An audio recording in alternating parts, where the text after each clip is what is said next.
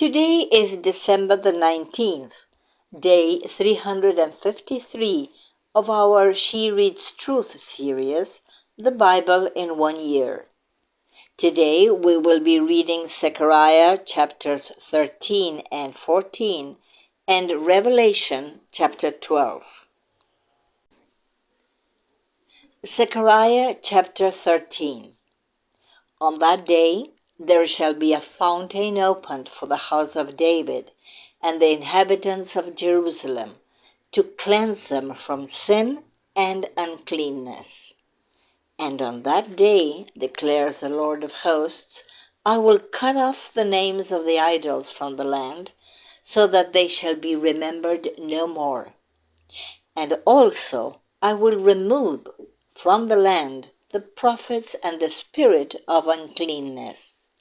And if anyone again prophesies, his father and mother who bore him will say to him, You shall not live, for you speak lies in the name of the Lord. And his father and mother who bore him shall pierce him through when he prophesies. On that day, every prophet will be ashamed of his vision when he prophesies. He will not put on a hairy cloak in order to deceive, but he will say, I am no prophet, I am a worker of the soil, for a man sold me in my youth. And if one asks him, What are those wounds on your back? He will say, The wounds I received in the house of my friends. Awake, O sword, against my shepherd, against the man who stands next to me, declares the Lord of hosts.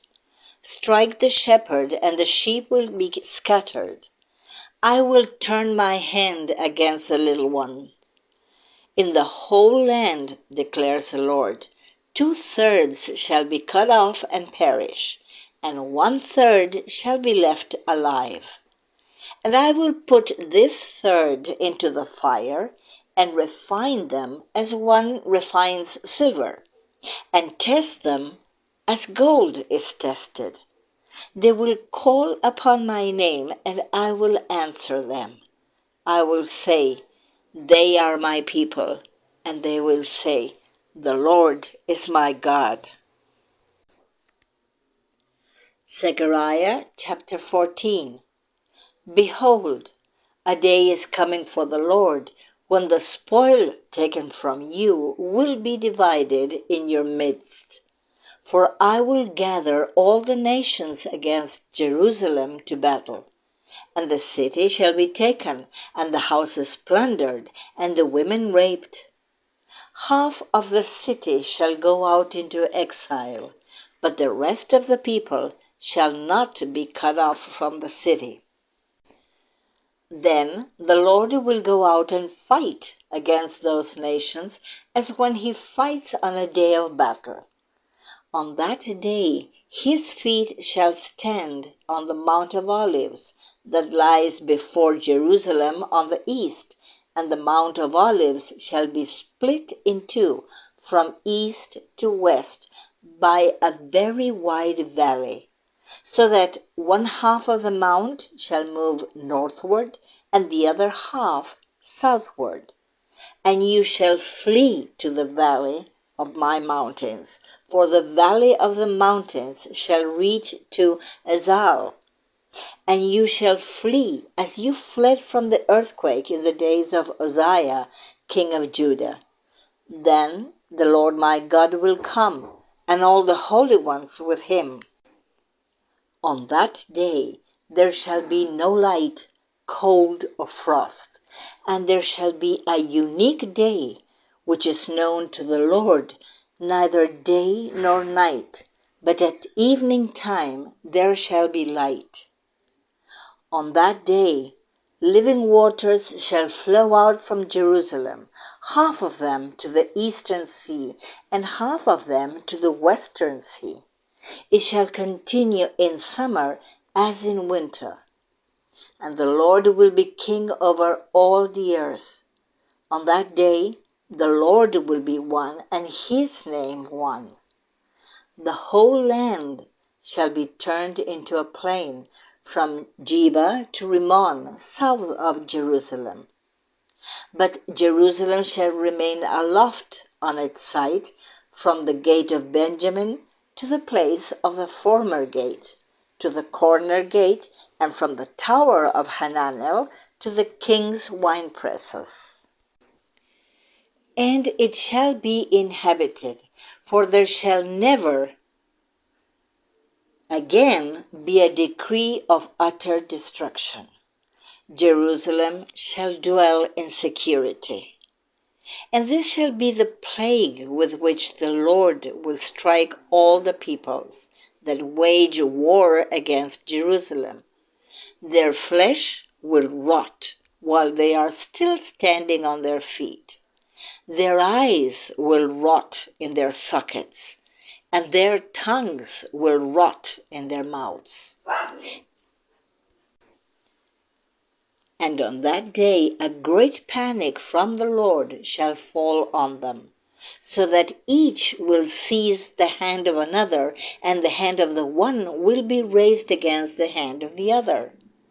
Even Judah will fight at Jerusalem, and the wealth of all the surrounding nations shall be collected, gold, silver, and garments in great abundance. And a plague like the plague shall fall on the horses, the mules, the camels, the donkeys, and whatever beasts may be in those camps. Then everyone who survives of all the nations that have come against Jerusalem shall go up year after year to worship the King, the Lord of hosts, and to keep the Feast of Booths. And if any of the families of the earth do not go up to Jerusalem to worship the King, the Lord of hosts, there will be no rain on them. And if the family of Egypt does not go up and present themselves, then on them there shall be no rain. There shall be the plague with which the Lord afflicts the nations that do not go up to keep the Feast of Booths. This shall be the punishment to Egypt, and the punishment to all the nations that do not go up to keep the Feast of Booths. And on that day there shall be inscribed on the bells of the horses, Holy is the Lord. And the pots in the house of the Lord shall be as the bowls before the altar. And every pot in Jerusalem and Judah shall be holy to the Lord of hosts, so that all who sacrifice may come and take of them, and boil the meat of the sacrifice in them. And there shall no longer be a trader in the house of the Lord of hosts on that day. Revelation chapter 12. And a great sign appeared in heaven, a woman clothed with the sun, with the moon under her feet, and on her head a crown of 12 stars. She was pregnant, and was crying out in birth pains and the agony of giving birth. And another sign appeared in heaven. Behold, a great red dragon with 7 heads and 10 horns, and on his head 7 diadems. His tail swept down a third of the stars of heaven and cast them to the earth. And the dragon stood before the woman who was about to give birth, so that when she bore her child, he might devour it. She gave birth to a male child, one who is to rule all the nations with a rod of iron. But her child was caught up to God and to his throne. And the woman fled into the wilderness, where she has a place prepared by God, in which she is to be nourished for 1,260 days. Now war arose in heaven, Michael and his angels fighting against the dragon. And the dragon and his angels fought back, but he was defeated, and there was no longer any place for them in heaven. And the great dragon was thrown down, that ancient serpent who is called the devil and Satan, the deceiver of the whole world. He was thrown down to the earth, and his angels were thrown down with him. And I heard a loud voice in heaven saying, Now the salvation and the power and the kingdom of our God and the authority of his Christ have come. For the accuser of our brothers has been thrown down, who accuses them day and night before our God. And they have conquered him by the blood of the Lamb and by the word of their testimony, for they loved not their lives even unto death. Therefore rejoice, O heavens, and you who dwell in them. But woe to you, O earth and sea, for the devil has come down to you in great wrath, because he knows that his time is short. And when the dragon saw that he had been thrown down to the earth, he pursued the woman who had given birth to the male child.